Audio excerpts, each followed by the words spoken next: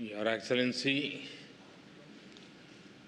Prime Minister Kamala Prasad Vishesarji,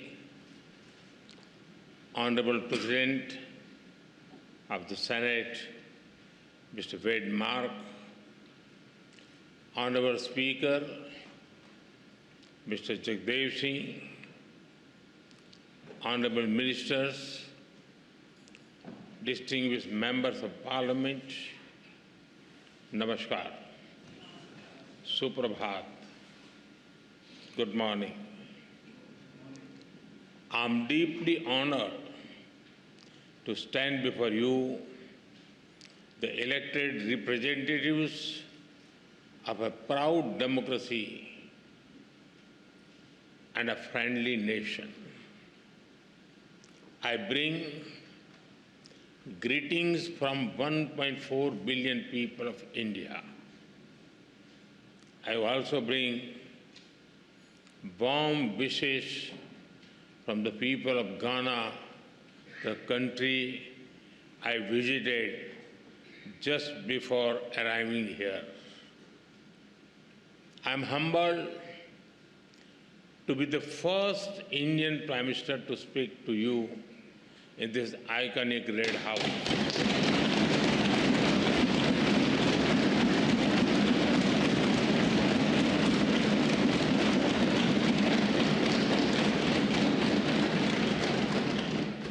This historic red building has seen struggles and sacrifices of the people of Trinidad and Tobago for freedom and dignity.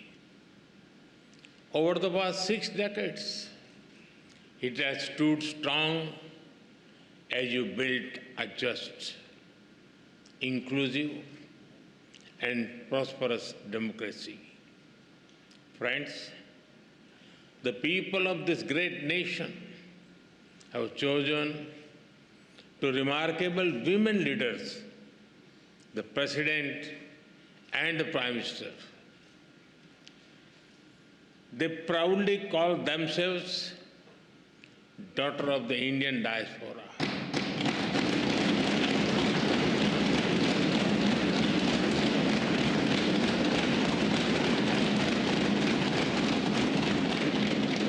They take pride in their Indian heritage. In India, we admire their leadership, grit, and determination. They are living symbols of the relationship between our countries, built on shared roots and shared dreams. Distinguished members, both our nations rose from the shadows of colonial rule to write our own stories with courage as our ink and democracy as our pen. Today, both our nations stand as proud democracies and pillars of strength in the modern world. A couple of months ago, you celebrated the Festival of Democracy by participating in elections.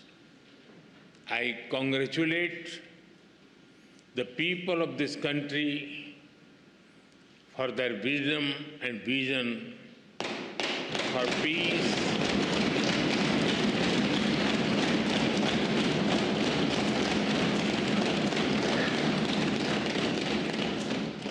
peace, stability, and prosperity. I also congratulate the newly elected members of this august House.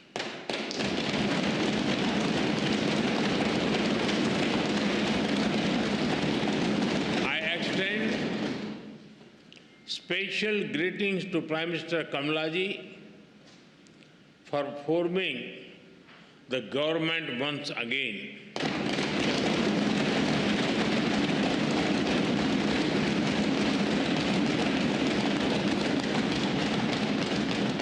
wish her continued success as she leads this great nation towards sustained growth and prosperity. Friends, when I look at the golden words of the Speaker's chair from the people of India to the people of Trinidad and Tobago, I feel a deep sense of emotion. That chair is not just a piece of furniture, but a powerful symbol of the friendship and trust between our two nations.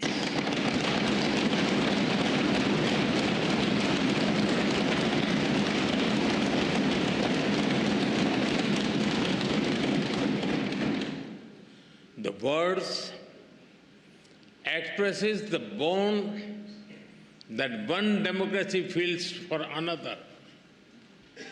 आप सभी जानते हैं, भारतीयों के लिए democracy सिर्फ एक political model भर नहीं है, हमारे लिए ये वे ऑफ लाइफ है, हमारी हजारों वर्षों की महान विरासत है। इस संसद में भी कई साथी ऐसे हैं जिनके पूर्वज बिहार से हैं। वो बिहार जो महाजनपदों यानी एंशिएंट रिपब्लिक्स की भूमि है। In India, democracy is not just a political system, for us it is a way of life. Your parliament also has some members whose forefathers were from the Indian state of Bihar, which is famous for centers like Vaishali. Friends, there is a natural warmth in the connection between our two countries. I must say, Indians are among the most passionate fans of the West Indies cricket team. We cheer for them with all our heart, except when they are playing against India. The relationship between our two countries is based on the foundation of centuries-old bonds. 180 years ago, the first Indians arrived on this land after a long and hard journey. Oceans away, the Indian beats blended beautifully with the Caribbean rhythm. Here, Bhojpuri found harmony with Creole. Dal pudi met doubles, and tabla met the steel pan.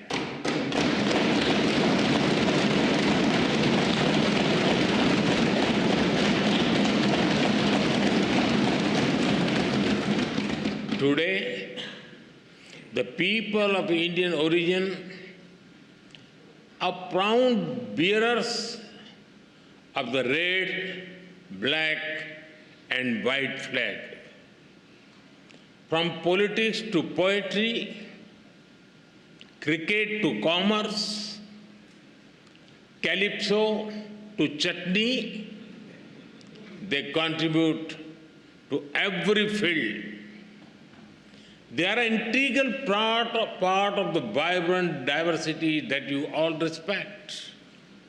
Together, you have built a nation that lives its motto, together we aspire, together we achieve.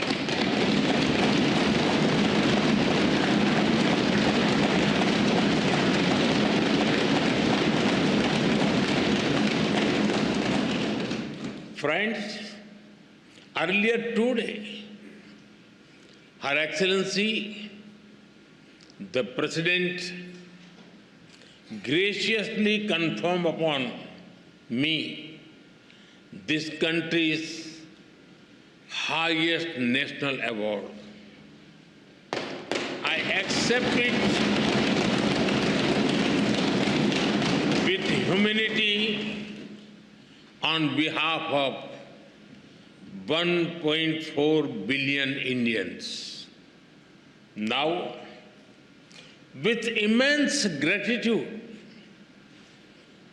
I dedicate it to the enduring friendship and the ancestral ties between our two nations.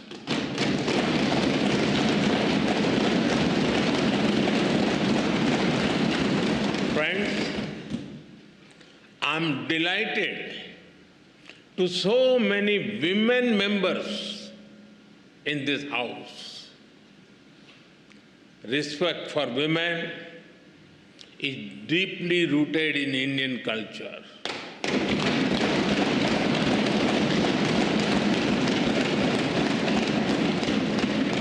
One of our important holy texts, the Skanda Purana, says, Dashaputra sama kanya, Dasaputran pravardhayan, Yat phalam labhate mratyam, tat labhyam kanya ekaya. It means one daughter brings as much happiness as 10 sons.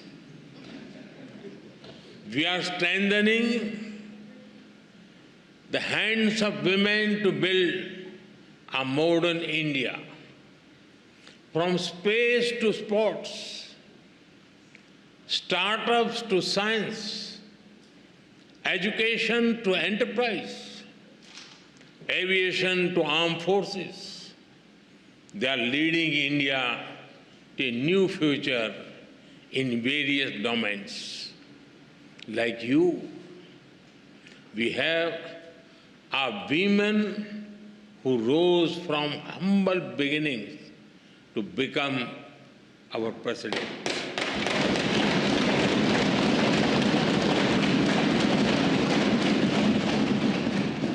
Two years ago, the Indian Parliament took a historic step, which decided to ensure a 33% reservation for women in Parliament and state assemblies. This assurance that is the coming generations, more and more women will decide the destiny and direction of the nation.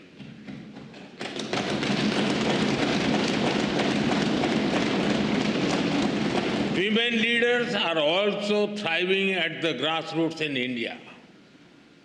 Around 1.5 million elected women power local governor institutions. We are in an era of women-led development. This was also one of the important themes that we furthered during our G20 presidency. हम भारत में women-lead development का एक नया model विकसित कर रहे हैं। अपनी G20 प्रेसिडेंसी के दौरान भी इस मॉडल की सफलता को हमने पूरी दुनिया के सामने रखा है। Distinguished members, today India is the fastest growing major economy in the world. Every sector, every region, and every society is part of this growth story. India's growth is inclusive and people-centric. A recent report of the International Labour Organization notes that India's social security and welfare umbrella covers 950 million people. that is almost 1 billion people, which is a greater population than most countries in the world. Our vision for such inclusive growth does not stop at our borders. We see our development also as a responsibility towards others, and our priority will always be the global South.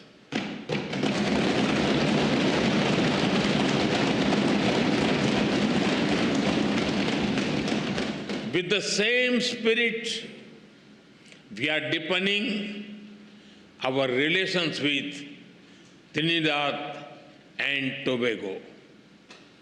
Our trade will continue to grow. We will encourage our businesses to invest more in this country. Our development partnership will expand. Training capacity, building, and skill development will keep human development as its center. Health has been and will remain a key part of our partnership. Many Indian doctors and healthcare workers have been serving here with distinction. We are glad that you have decided to recognize Indian medical standards. This will ensure access to high-quality, affordable medicine for all. We also welcome your decision to adopt the UPI, digital payment system. It is a major step forward. UPI has revolutionized digital payments in India. Powered by the platform, India has become the nation with the highest number of real-time digital payments in the world.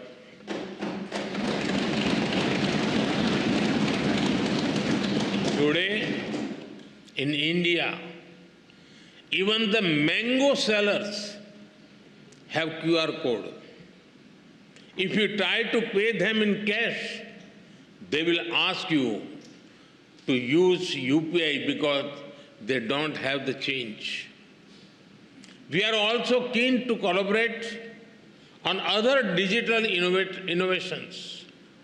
As India develops AI tools to foster growth and development in the global South, Trinidad and Tobago will be a priority nation for us.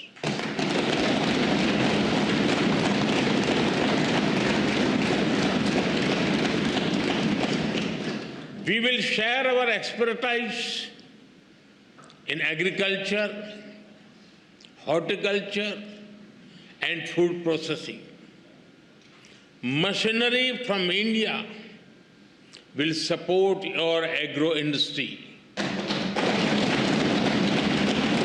And because development is about dignity, we will organize an artificial limb fitment camp and differently able citizens here.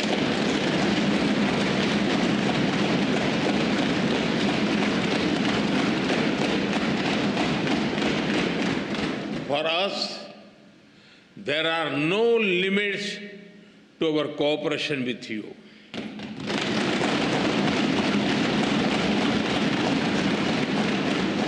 We will always be guided by your needs and priorities.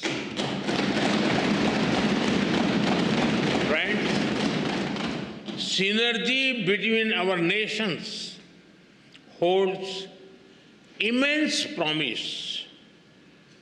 As a key player in the Caribbean and bridge to Latin America, Trinidad and Tobago has a great potential. I'm sure that our ties will help us forge a stronger connection with the wider region, building On the momentum of the second India CARICOM Summit, we are eager to collaborate on initiatives that enhance trade and investment, build infrastructure and mobility, implement community development projects, and above all, support capacity building, training and skill development on a large scale. Friends, I also see our partnership in a larger global framework. The scale and speed of change in the world is unprecedented. There are fundamental shifts in the nature of politics and power. Free trade is under pressure. There are growing global divisions, disputes, and disparities. The world is faced with challenges of climate change, food, health, and energy security. Terrorism remains a pressing threat. Colonial rules of the past may have ended, but their shadows linger in new forms. There are new challenges in space and cybersecurity.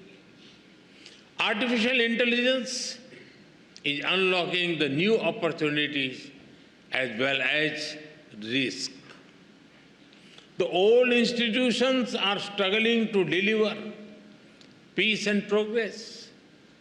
At the same time, the global south is rising. They wish to see a new and fairer world order. When the United Nations turned 75, there was great hope across the developing world. A hope that long-pending reforms would be realized, that their voices would finally be heard. But that hope has turned into disappointment. The voice of the developing world remains on the margins. India has always tried to bridge this gap. For India, Mahasagar, mutual and holistic advancement for society and growth across regions, is the guiding vision for the global south. Whenever we got the opportunity, we have given voice to the global south. During our G20 presidency, we brought the concerns of the global south to the center of global decision making. During the pandemic, while caring for our 1.4 billion people, India provided vaccine and medicines to over 150 countries.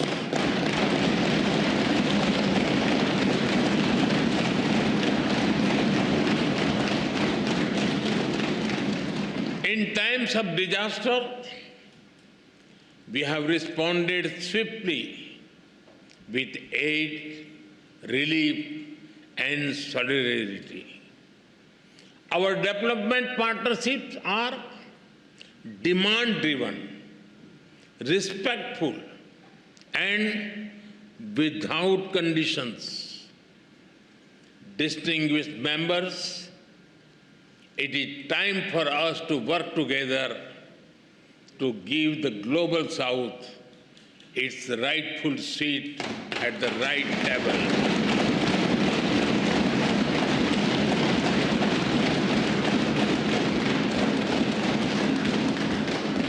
To ensure climate justice so that the burden does not fall on those who have contributed the least to the climate crisis.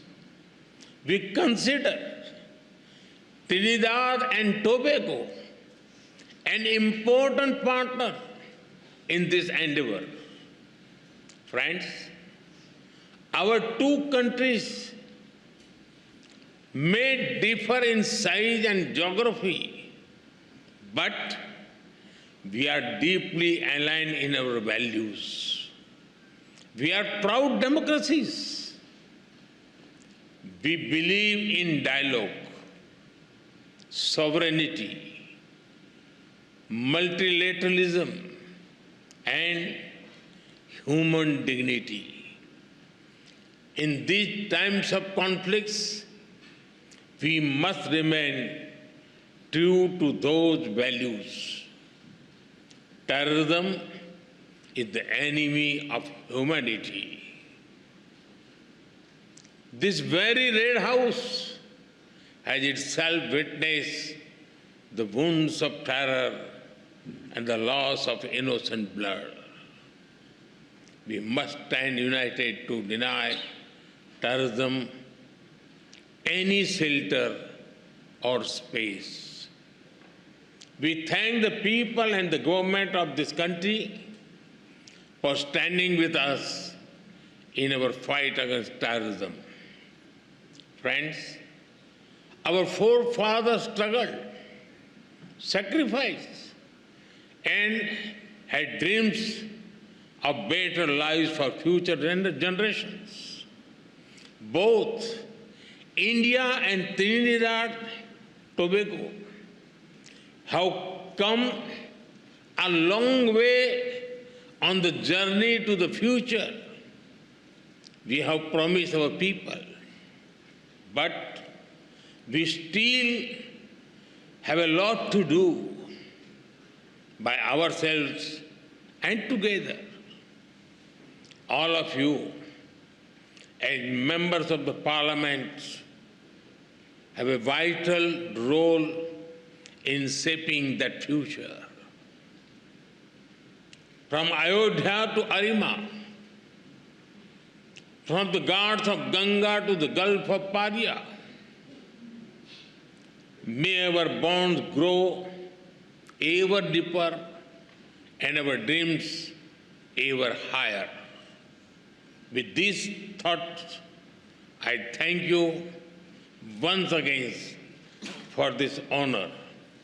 As you say here, with grace and pride, respect due. Thank you. Thank you very much.